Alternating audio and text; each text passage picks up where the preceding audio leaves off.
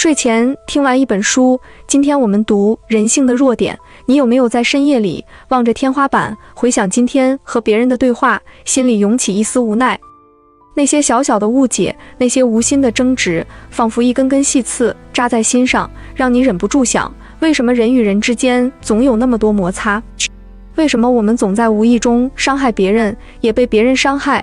这本书就像一盏昏黄的灯，照亮了人性中最隐秘的角落，告诉你如何在人生的琴弦上弹奏出和谐的旋律，而不是刺耳的噪音。戴尔·卡耐基这个名字你可能听过，他是20世纪美国最著名的励志大师之一。想象一下，一个出生在贫穷农场家庭的年轻人，卡耐基小时候就饱尝人际关系的苦涩。他在学校里被嘲笑，在工作中屡屡碰壁，那些尴尬的时刻像冬夜里的寒风，让他一度感到绝望。但正是在这些挫折中，他开始观察人性，研究那些成功人士的秘密。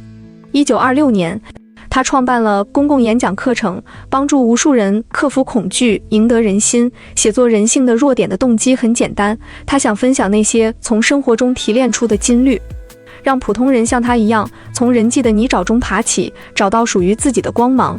这本书不是高高在上的说教，而是卡耐基用一生的经历铸就的一把钥匙，帮你打开人心的大门。你有没有发现，在日常生活中，我们常常像盲人摸象一样，忽略了别人内心的真实感受？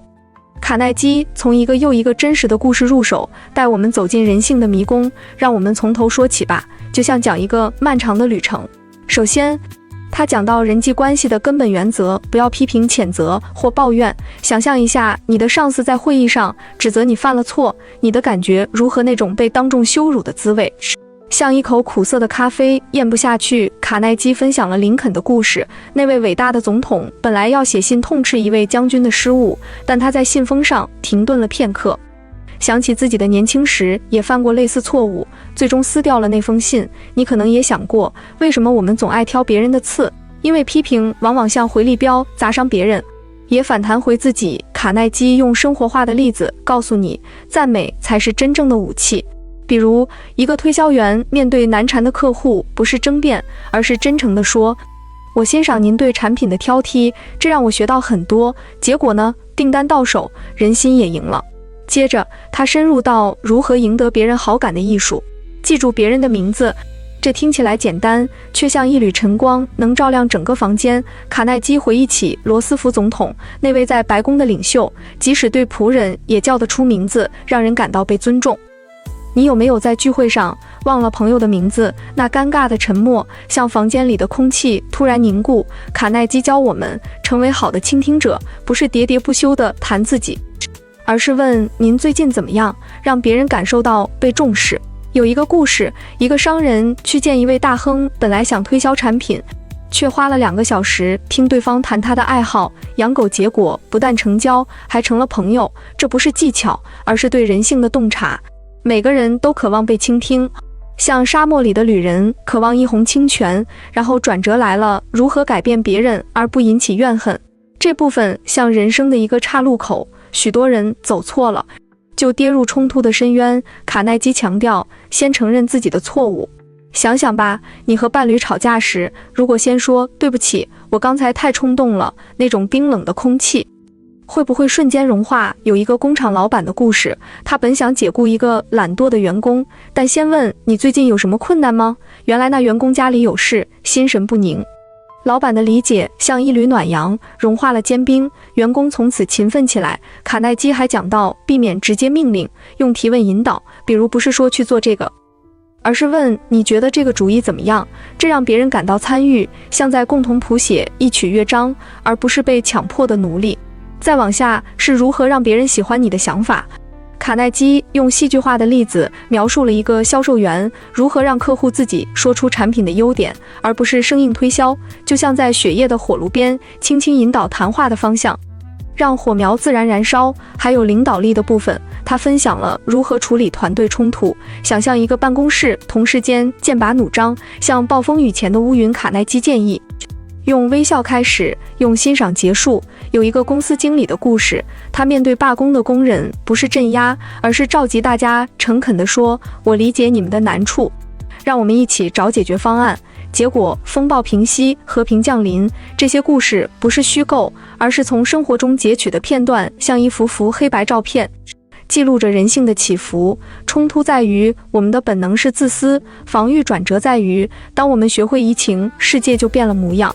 从批评到赞美，从争辩到倾听，每一个原则都是一个小的转折点，积累成人生的大转变。你听着这些是不是觉得熟悉？因为这些弱点就藏在你我的心里，像影子一样随时浮现。现在让我们停顿一下，深呼吸，走进书中那个最触动人心的场景。卡耐基描述的监狱里的转变，想象一个漆黑的牢房，灯光昏黄，一个罪犯面对心理学家低头沉默，他的罪行是杀人，动机是嫉妒。但当心理学家不带一丝谴责问你当时在想什么，罪犯的眼泪如决堤的洪水，倾诉出一生的苦难，童年的贫困，爱人的背叛，人生的绝望。那一刻，罪犯不是怪物，而是人性弱点的受害者。卡耐基写道，没有人会批评自己，无论多么错误。这个场景像一把刀，刺穿了我们的伪装。